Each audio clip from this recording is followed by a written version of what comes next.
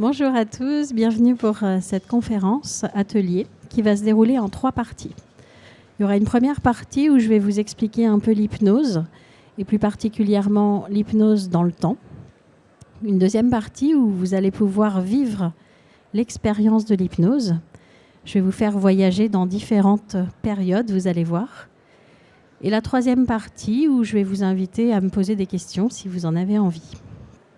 Si je suis là aujourd'hui, c'est parce qu'il n'y a pas longtemps est sorti mon dernier livre qui s'appelle « Voyager dans le temps avec l'hypnose ».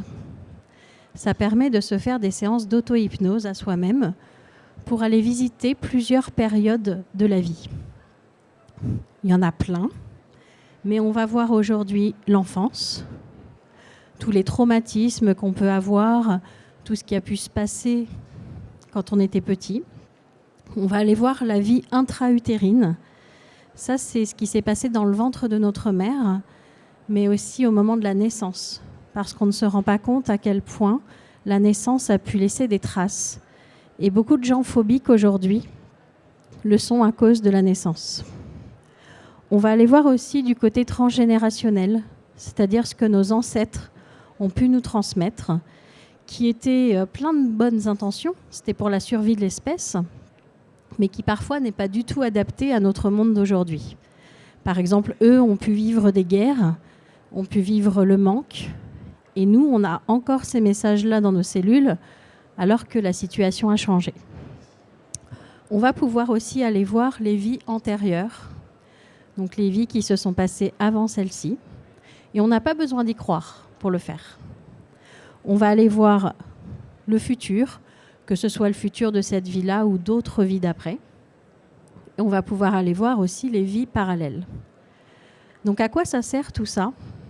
Ça sert à vivre le meilleur présent possible pour débloquer ce qui est bloqué dans notre histoire. Donc moi, ça fait maintenant 15 ans que je fais de l'hypnose. L'hypnose sagesse, c'est un dérivé de l'hypnose ericksonienne.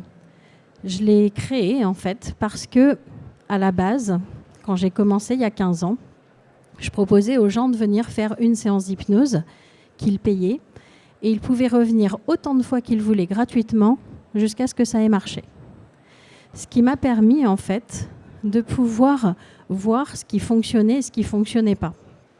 Et je me suis rendu compte de l'importance d'aller travailler du côté émotionnel, du côté des mémoires, des croyances, de ne pas juste s'occuper du dessus de l'iceberg, qui était le problème visible, mais surtout d'aller voir les racines. C'est comme ça que j'ai développé ma méthode. Vous allez voir qu'il fonctionne avec des histoires, des contes, dans lesquels votre inconscient prendra ce qui est bon pour lui. Alors je vais vous donner quelques exemples de tout ce que ça peut avoir comme impact dans notre vie d'aujourd'hui. Par exemple, si dans mon enfance, j'ai eu un papa qui était très colérique, très violent. Moi, je me suis construite en me disant, je ne veux pas être comme lui. Je ne veux surtout pas être colérique avec mes propres enfants. Et puis des fois, c'est plus fort que moi, je m'énerve. Pourquoi ? Parce qu'en fait, quand j'étais petite, mon inconscient, il a pris tous les programmes qu'il avait sous les yeux pour les implanter dans mon ordinateur. Donc tout ce qu'on a pu voir, de positif comme de négatif, il l'a installé. Et des fois, on a un programme qui se lance tout seul, un peu comme si c'était au moment du pilotage automatique, dans un avion, le programme s'est lancé, le pilote n'est plus aux commandes, et il y a quelque chose de plus fort que nous qui s'est enclenché. Aller travailler sur l'enfance, ça va permettre d'aller faire un réglage au niveau des programmes, non pas pour les supprimer, parce que par exemple, la violence de mon père, elle ne me sert pas au quotidien. Mais si jamais je me fais attaquer dans le métro, eh bien, je serais bien contente que ce moment précis, je puisse aller chercher au fond de moi cette violence. Je ne l'utilise pas la plupart du temps, mais ce jour-là, elle me serait utile. Et l'avoir complètement supprimée me mettrait en danger. Donc l'idée, ce n'est pas de supprimer les programmes de nos parents, c'est de venir en ajouter des nouveaux. Et c'est pour ça que les influenceurs ont autant de succès, c'est parce que justement, ils permettent aux gens qui les suivent de venir chercher des nouveaux programmes. C'est pour ça aussi qu'on aime rencontrer des nouvelles personnes, parce qu'on voit d'autres modes de fonctionnement et on vient s'installer des programmes. Quand on voyage à l'autre bout du monde, on voit d'autres façons d'être heureux, d'autres façons de vivre et on s'installe des nouveaux programmes. Je ne sais pas si ça vous l'a déjà fait de passer toute une journée avec une personne qui avait par exemple un tic de langage ou une manière un petit peu particulière de faire et de vous dire à la fin de la journée « Ah bah, c'est marrant, moi aussi, j'ai ce tic ce soir ». Parce qu'à force de côtoyer une personne, on intègre son programme. Donc le fait de travailler sur l'enfance, ça va permettre de changer en fait les programmes, d'en rajouter d'autres. Parce que je ne sais pas si vous savez, mais à peu près 99% de nos décisions, c'est notre instinct de survie qui les prend. En fait, il préférera toujours un enfer connu qu'un paradis inconnu. Parce que l'enfer connu, il le connaît, il le maîtrise. Et le paradis inconnu, il peut y avoir du danger. Donc notre instinct de survie est derrière beaucoup de nos décisions. On ne peut pas apprécier un gâteau s'il y a un incendie derrière nous. Il faut d'abord éteindre l'incendie pour pouvoir apprécier le gâteau. Et donc c'est super important d'aller rassurer notre instinct de survie avant de pouvoir s'épanouir. Donc, en allant travailler ces programmes-là, on va permettre à l'instinct de survie d'être comblé, mais on va aussi lui permettre de s'autoriser à sortir de sa zone de connu et à découvrir d'autres choses. La vie intra-utérine, elle crée aussi beaucoup de phobies. Par exemple, au moment de la naissance, le bébé, il est écrasé, il a mal, c'est pas très agréable. Et il y a des gens qui vont très bien le vivre, et puis il y a d'autres personnes, à l'âge adulte, un jour, elles prennent la voiture, et là, elles font une crise d'angoisse sur l'autoroute ou sur une voie rapide. Et elles ne comprennent pas du tout. En fait, c'est leur inconscient qui a connu un bug.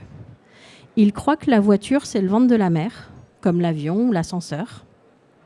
Et il a l'impression d'être engagé. Vous savez, on dit s'engager sur l'autoroute, s'engager sur une voie. C'est le même mot qu'on utilise au moment de la naissance. Donc, il a l'impression d'être engagé, qu'il n'y a qu'une seule sortie possible. Et en plus, quand on double un camion, on a l'impression que la paroi se rapproche et qu'on va être écrasé. Donc, c'est un bug.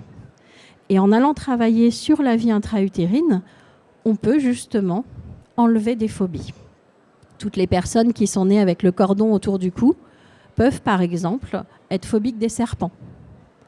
Il suffit d'aller visiter un vivarium pour avoir la chaleur du ventre de la mer, voir un serpent et l'inconscient bug. Il y a aussi eu plein de choses dans le ventre de notre mère. Elle a pu vivre un deuil, elle a pu tomber, elle a pu avoir peur. Il peut y avoir plein de choses. Je vous donne un exemple d'un client que j'avais qui était commercial et qui prenait l'avion régulièrement. Ce jour-là, il voit une femme qui fait le signe de la croix dans l'avion et là, il fait une crise d'angoisse, alors qu'il le prenait tous les mois.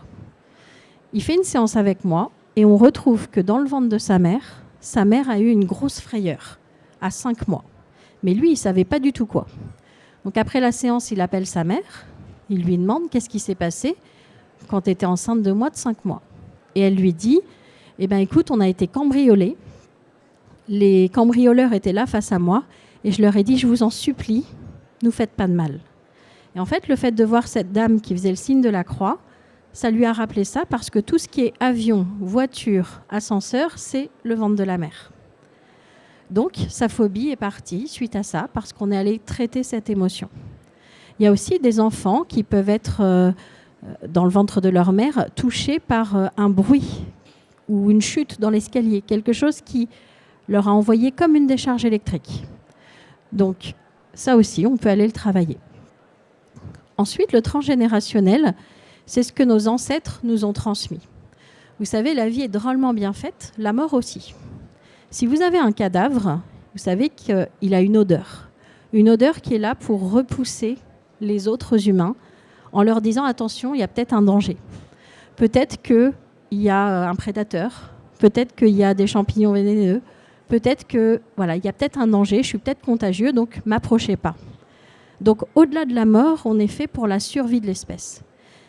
Et par exemple, j'ai une cliente qui était recouverte sur tout le corps d'eczéma. Et en cherchant, on a trouvé que c'est parce que sa grand-mère s'est noyée et que son inconscient avait trouvé cette excuse d'être pleine d'eczéma pour ne jamais se mettre en maillot de bain. et donc ne jamais risquer de se noyer.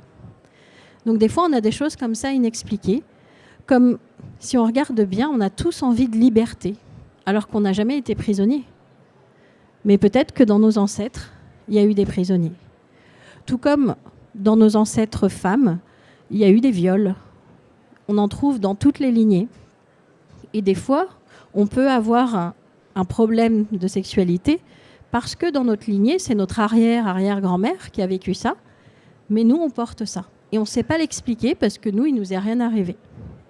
Donc le transgénérationnel, ça permet de remercier nos ancêtres d'avoir voulu nous protéger, mais de mettre de la nuance parce qu'on n'a pas toujours besoin de ça, en fait.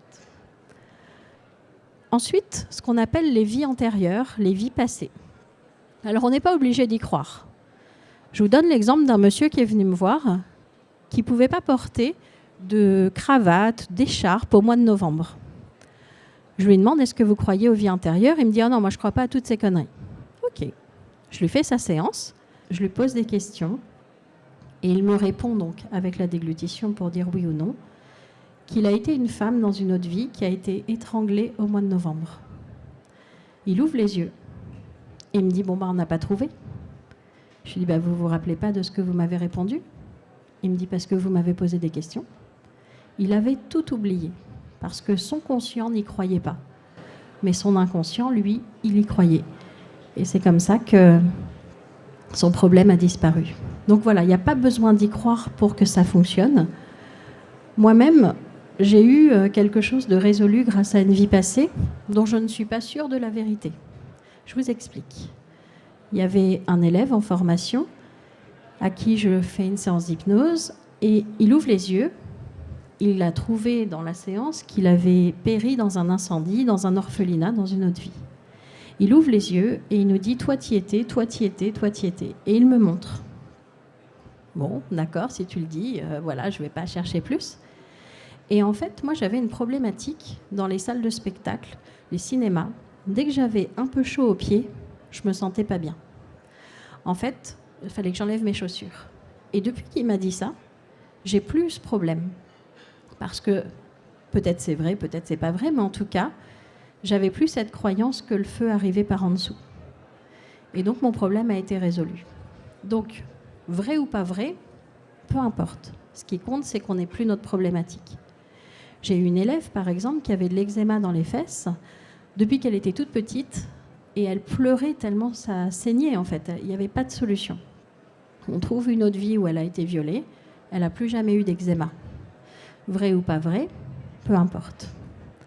Une autre histoire qui m'a beaucoup marquée aussi, c'est une jeune fille qui était phobique de tout ce qui était sang, corps médical. Elle ne pouvait pas aller à l'hôpital, voir un médecin.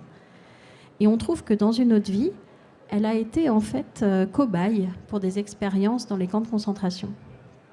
Le lendemain, elle m'appelle, elle me dit « ça y est, je sais quel est le métier que je veux faire. Je veux être thanatopracteur ». Donc elle est passée d'une phobie à l'envie de toucher des corps. Donc il y a plein d'histoires comme ça où on est allé travailler la vie antérieure et on a eu des solutions dans la vie d'aujourd'hui. L'idée, c'est pas d'y passer trop de temps, on est bien dans le présent. C'est d'aller débloquer quelque chose. Donc comme je dis, moi je fais pas de tourisme dans les vies antérieures. Le but, c'est d'aller chercher vraiment quelque chose à débloquer. Alors ensuite, on va avoir les vies futures. Les vies futures, donc ça peut être le futur de cette vie-là. Donc par exemple, la moi dans 10 ans, eh bien cette moi-là, elle nous influence. Par exemple, un enfant qui veut être cosmonaute. Son lui du futur sera cosmonaute. Et bien, en fonction de cette décision, il ne va pas choisir la même orientation pour ses écoles. Donc, le nous du futur influence le nous du présent. Et puis enfin, les vies parallèles. Les vies parallèles, c'est un peu les choix B qu'on n'a pas pris. Par exemple, je suis ici à faire de l'hypnose, mais j'aurais pu choisir une autre voie et être à un autre endroit à ce moment-là. Donc en allant se connecter à ces autres choix qu'on n'a pas pris, on peut aussi aller récupérer des savoirs et débloquer des choses. On peut aussi s'imaginer que toutes ces branches, toutes ces périodes se déroulent en même temps. Qu'en fait, il n'y a pas vraiment de temps. Et donc, si j'agis sur l'enfance, si j'agis sur le présent, eh ben, ça peut aller agir aussi sur les autres branches.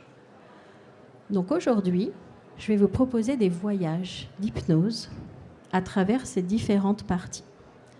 Ça va être à peu près 3-4 minutes chacune, où vous allez pouvoir fermer les yeux et où vous allez pouvoir voyager.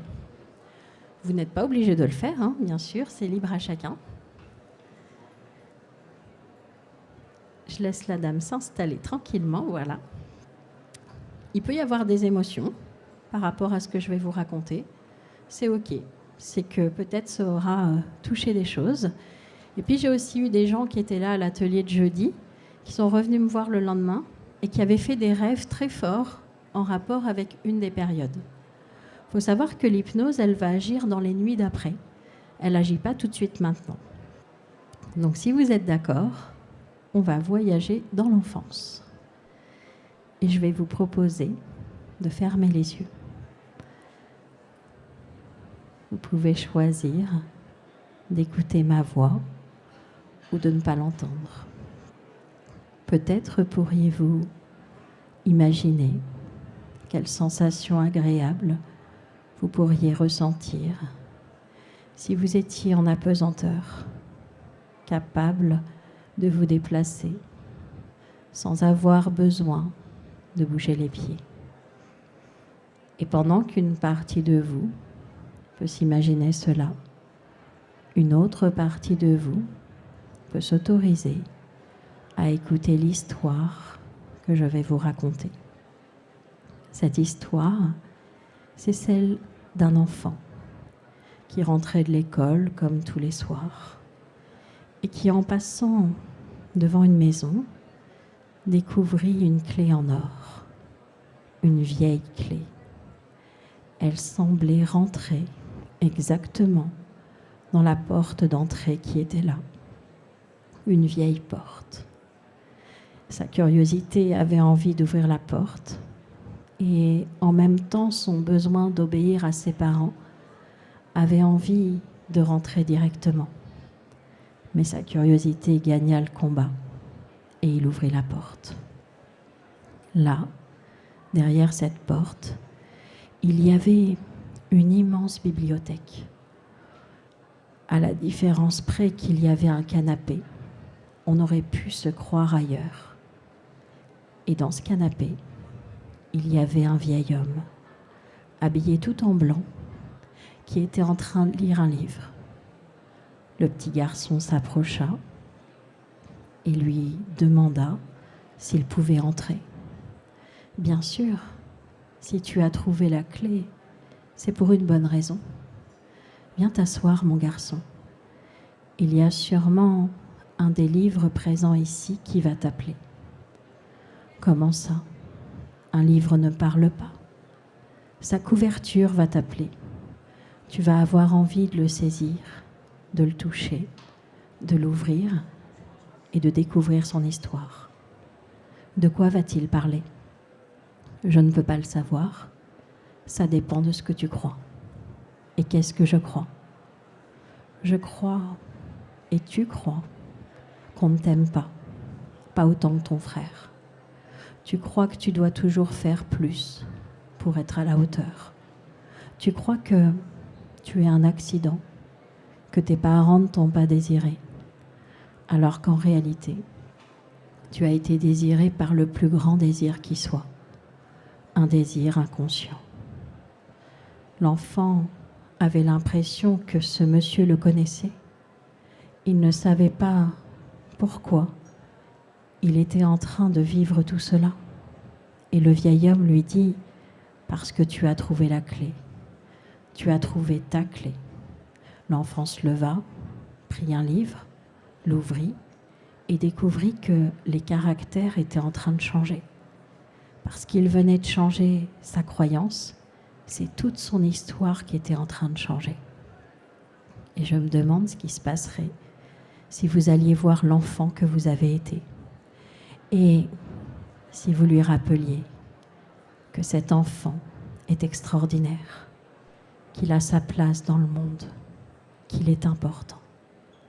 Et vous pourriez même le prendre dans vos bras, lui dire que vous êtes là, que vous l'aimez, que vous avez beaucoup à lui apporter.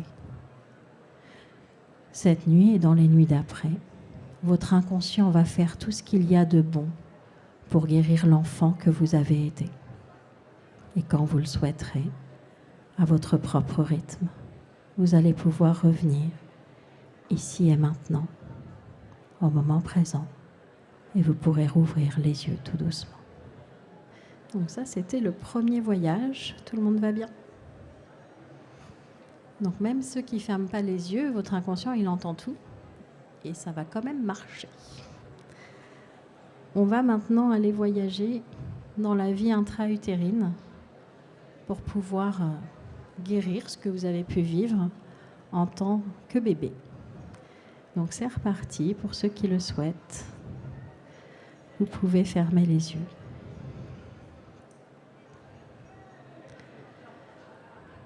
Je vous invite à voyager ailleurs, à un autre moment, comme si vous aviez mis une autre destination dans votre machine à voyager dans le temps.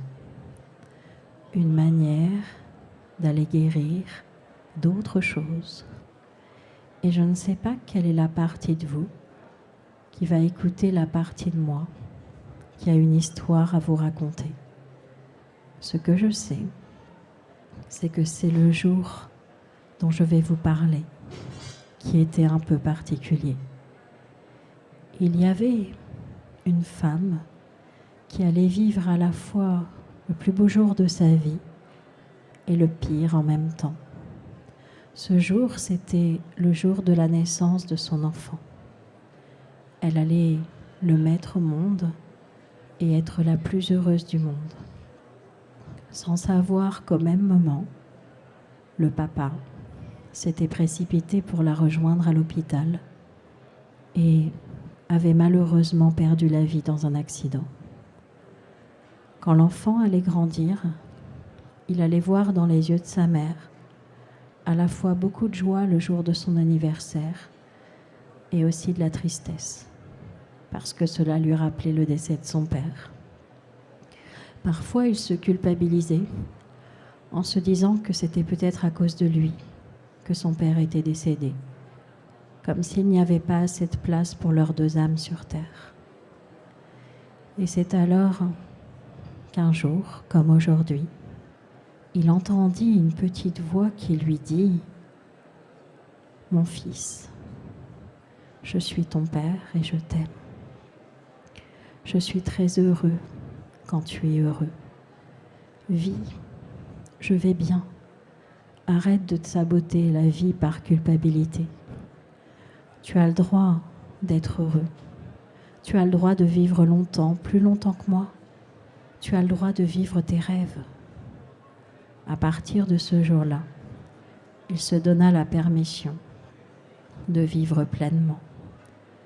Et je ne sais pas si vous-même, vous pourriez aller voir le bébé que vous avez été, comme si vous pouviez poser les mains sur le ventre de votre maman.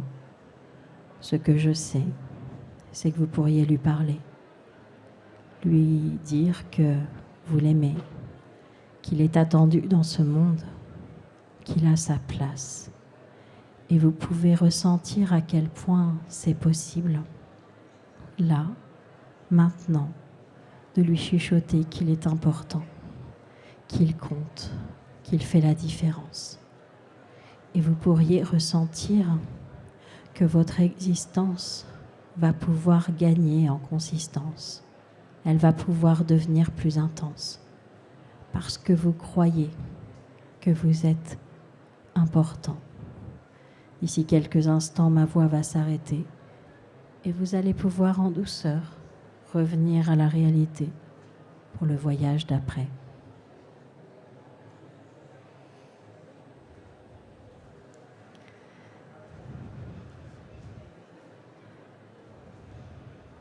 C'est bon pour tout le monde? On part voir nos ancêtres. Alors je vous invite à fermer les yeux. Vous pouvez choisir d'imaginer un vieux château, un beau château, à l'intérieur duquel il y a des tableaux, toutes sortes de tableaux, de portraits. Et parmi tous ces portraits, il y a le portrait d'une femme qui sourit et qui nous invite à rentrer dans son histoire. Cette femme a vécu il y a très longtemps et tout ce qu'elle a vécu, elle l'a transmis à ses ancêtres. Elle les a protégés, elle les a aimés avant même de les connaître. Elle a voulu leur offrir le meilleur avenir possible. Et pour cela, elle a enterré un coffre en bois dans le jardin familial, avec à l'intérieur toutes sortes de recettes, comme des potions magiques, mais aussi des prières qui permettent à l'abondance d'arriver dans la vie. Elle a espéré que chaque membre de sa famille allait avoir accès à toutes ces données. Mais personne n'a osé déterrer ce coffret. Tout le monde avait peur de ce qu'il contenait. Il faut dire qu'il y a eu l'époque où on rendait tout à ses ancêtres. On ne voulait plus rien d'eux. Au lieu de voir qu'ils avaient aussi des choses merveilleuses à nous transmettre. Et ce jour-là, une personne qui est dans le château décide d'aller déterrer ce coffret. Elle l'ouvre et elle y découvre tout ce que son ancêtre lui a transmis. C'est comme si elle avait été une éclaireuse, comme si elle avait voulu le meilleur pour ses descendants. Il y a une sorte de carte au trésor qui indique d'autres emplacements dans le jardin. Ce sont d'autres ancêtres qui ont transmis d'autres choses extraordinaires. Et je me disais que vous aussi, vous pourriez déterrer un coffret qu'un ancêtre vous a transmis, que ce soit des savoirs, des dons, des connaissances, des talents. Et vous pouvez vous autoriser à prendre tout ce qui est bon pour vous et découvrir également un réservoir d'expérience. Tous vos ancêtres ont déposé leur expérience à l'intérieur de ce réservoir pour vous éviter leurs erreurs, pour vous permettre de faire attention à certaines choses et pour vous rappeler que vous descendez de personnes courageuses, persévérantes, qui ont fait de leur mieux pour être heureuses. Et vous pouvez sentir qu'à l'intérieur de vous, il y a une force extraordinaire, un courage, comme si vous n'étiez plus jamais seul, comme s'il y avait avec vous toute la force de vos ancêtres qui ont voulu le meilleur pour vous. D'ici quelques instants, ma voix va s'arrêter. Vous allez pouvoir revenir à la réalité et rouvrir les yeux.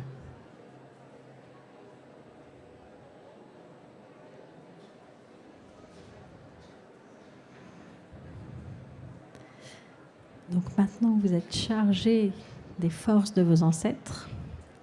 On va aller vous libérer d'une vie passée. Donc je vous invite à nouveau à fermer les yeux. Vous pouvez choisir d'écouter ma voix et rentrer directement en hypnose, car je ne sais pas si vous savez qu'à chaque fois qu'on enchaîne des séances, on y rentre plus facilement, plus profondément. Et justement, dans cette vie passée, j'aimerais vous raconter une histoire un peu particulière, celle d'une personne qui avait à l'intérieur de chez elle un endroit qui ressemblait à un autel devant lequel elle faisait des prières. Elle ne priait pas un Dieu en particulier, elle priait son âme, parce qu'elle savait que son âme connaissait déjà l'itinéraire du voyage. Et parfois, elle avait envie de dévier un petit peu la trajectoire. Elle avait envie de vivre autre chose. de découvrir d'autres expériences que celles qui étaient déjà prévues. Il lui arrivait d'ailleurs de poser des lapins à des rendez-vous, et notamment avec la mort. Elle se disait qu'elle voulait vivre autre chose que ce qui était prévu. Alors à chaque fois qu'elle le pouvait, elle déviait. Elle déviait vers ailleurs. Et elle se sentait désalignée, mais en même temps, elle avait l'impression que c'était la meilleure façon d'échapper à la mort et à son rendez-vous. Et alors qu'elle était en train de prier son âme pour qu'elle dévie la trajectoire, son âme lui dit « Mais fais-moi confiance, j'ai un plan parfait pour toi. Je sais ce qui s'est passé avant, ce qui va se passer après, et je sais que tu as juste à vivre ce qui va se présenter. » À partir de ce jour-là, cette personne se demanda quelle était sa part de libre arbitre si tout était déjà écrit. Et son âme lui dit « Nous sommes co-auteurs, toi et moi. Arrête de vouloir être la seule à écrire ton histoire et autorise-toi à me faire confiance. Et peut-être que vous pourriez aller voir un autre vous d'une vie passée qui pourrait vous permettre de débloquer tout ce qu'il y a à débloquer à l'intérieur de vous. Par exemple, votre rapport à l'argent, à l'amour ou à autre chose. Vous pouvez vous autoriser à vivre quelque chose de différent dans cette vie-là et à être pleinement heureux et épanoui. Et sans avoir besoin de rouvrir les yeux, puisque nous parlons à l'âme, nous allons pouvoir aller voir une vie future. Une vie future où un autre vous, qui aurait peut-être une autre apparence, pourrait vous transmettre un message. Je ne sais pas lequel, mais vous pourriez en profiter pour pouvoir l'écouter. Et je ne sais pas s'il sera audible ou si cet autre vous va vous donner quelque chose à lire. Ce que je sais, c'est que vous pourriez là, maintenant, vous donner la possibilité de changer votre destin vers du meilleur. Et je ne sais pas quelle est la part de vous qui pourrait maintenant voyager vers une vie parallèle. Vous pourriez vous autoriser à aller rencontrer un autre vous qui, lui, a fait d'autres choix. Et vous pourriez sentir qu'à l'intérieur de vous, il y a quelque chose de très positif qui s'installe. Comme si vous déployiez vos ailes, vos talents, comme si c'était le bon moment d'être plus heureux dans le présent. Votre inconscient va donc se servir de tous ces voyages pour vous permettre de vous sentir vraiment bien dans le présent. Il va faire ce qu'il faut pour faire la paix avec les âmes concernées, pour mettre de la nuance dans vos programmes et pour en rajouter, afin que vous puissiez vivre pleinement cette vie qui vous attend. Et quand vous le souhaiterez, vous pourrez simplement rouvrir les yeux tout doucement.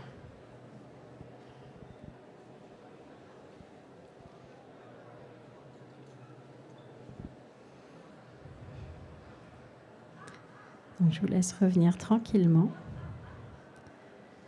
Cette séance, elle va commencer donc à agir cette nuit. Et dans les 3 semaines qui viennent, quand vous allez dormir, vous allez peut-être faire des rêves plus forts. Vous allez peut-être avoir des émotions qui remontent, des images. Moi, ce que je vous invite à faire, c'est à écrire s'il y a des choses qui remontent. Parce que plus vous écrivez, et plus ça agit, et plus ça active les choses. Donc, on a fait les 2 premières parties de cette conférence atelier. Et maintenant, je vais vous donner la parole pour savoir si vous avez des questions à me poser par rapport à tout ça. Des ressentis, des choses que vous avez envie de partager. Est-ce que vous souhaitez me poser des questions ?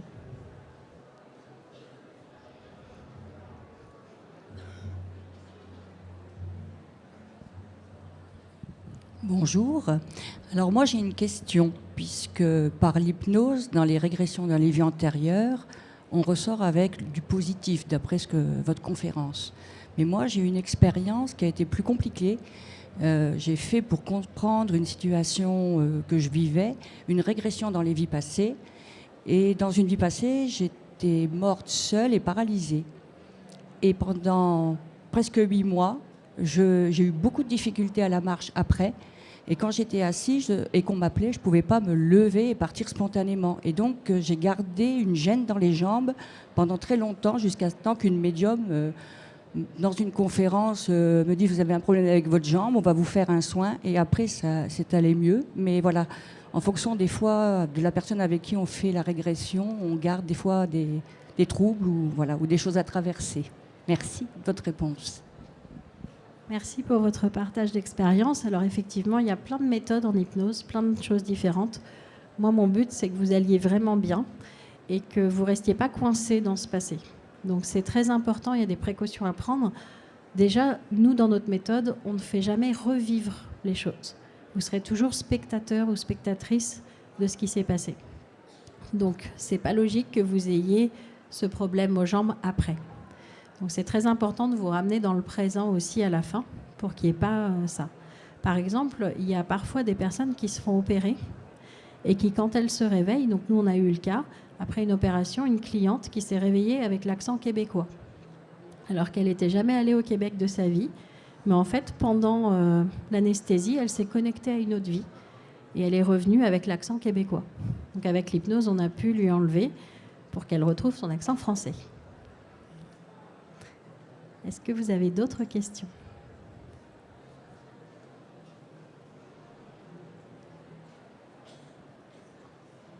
Je voudrais savoir s'il y a des personnes qui sont totalement réfractaires à l'hypnose. Alors, il existe plusieurs styles d'hypnose. Vous avez l'hypnose de spectacle qu'on voit à la télévision. Et là, tout le monde n'est pas du tout réceptif à ça. D'ailleurs, c'est pour ça que si on prend Mesmer, il fait un test avant pour savoir si les gens ont les doigts collés et il va faire monter sur scène que ceux qui sont réceptifs. Donc il va prendre d'abord les plus réceptifs, ceux-là vont convaincre les moyennement réceptifs et après il fera monter ceux-là sur scène. Mais il y aura toujours des réfractaires dans la pièce. Nous, dans notre méthode, on n'oblige à rien, on n'est pas là pour ridiculiser les gens, on est là pour leur faire du bien. Et donc, si la personne vient me voir en cabinet, elle sera forcément réceptive. Je ne peux pas l'obliger, si je la croise dans la rue, à faire une séance, mais si elle vient d'elle-même, tout le monde le saura. Après, des fois, on s'imagine quelque chose. On s'imagine qu'être en hypnose, c'est être endormi, être parti, ne pas être là. Alors qu'en réalité, c'est comme être dans la lune. C'est-à-dire qu'on est bien présent, on entend ce que la personne nous dit, c'est juste qu'on est absorbé par nos pensées. Donc, on n'est pas endormi, on est bien présent et notre mental est bien présent. Est-ce que vous avez d'autres questions ?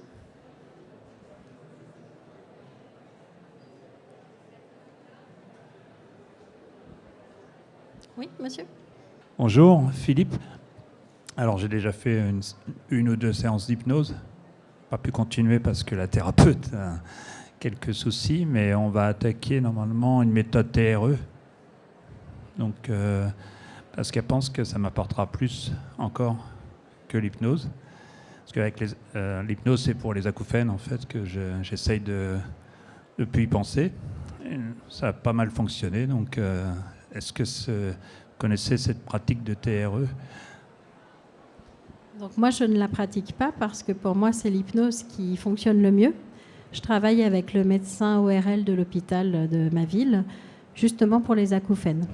Et vous savez, derrière 99% des acouphènes, il y a un deuil qui n'est pas fait. Donc je ne sais pas si elle a travaillé là-dessus. Alors c'est inconscient tout ça.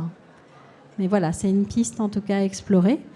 Et c'est important aussi de se rendre compte que la méthode compte autant que le praticien. C'est-à-dire que ce n'est pas parce qu'avec un praticien, une méthode n'a pas fonctionné qu'avec un autre, ça ne fonctionnerait pas. Voilà. Est-ce que vous aviez d'autres questions ?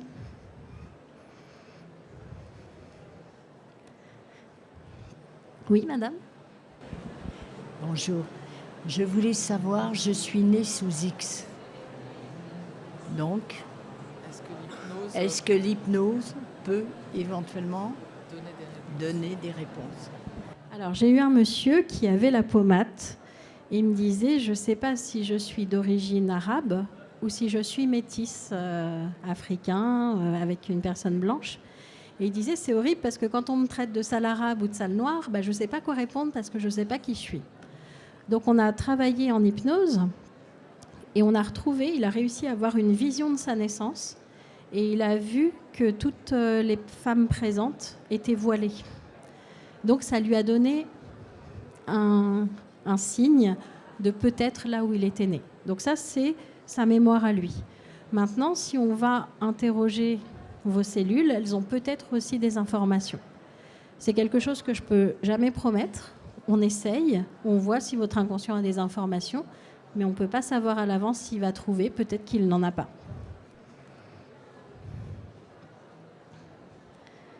Donc pour... Oui ?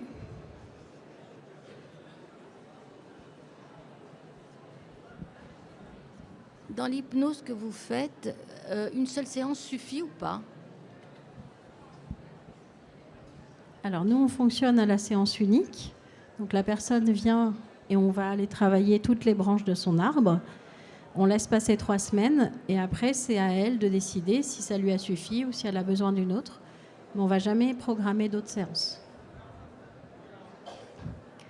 Donc si vous le souhaitez, plusieurs informations. Moi, je suis sur le stand J21 et toute la journée, je fais des séances d'hypnose individuelle, gratuites, des petites démos si vous avez envie de vivre en individuel. Et puis là, je vais me diriger vers le stand F30G31 pour dédicacer mon livre pour des personnes qui seraient intéressées ou qui ont des questions à me poser. Oui. Donc là, pour dédicacer, je vais tout de suite sur le F30. Et tout à l'heure, après la dédicace, je serai sur J21. Il ne faut pas s'inscrire, non. Ça dure 5-10 minutes, la séance individuelle. Voilà. Merci pour votre attention. Merci.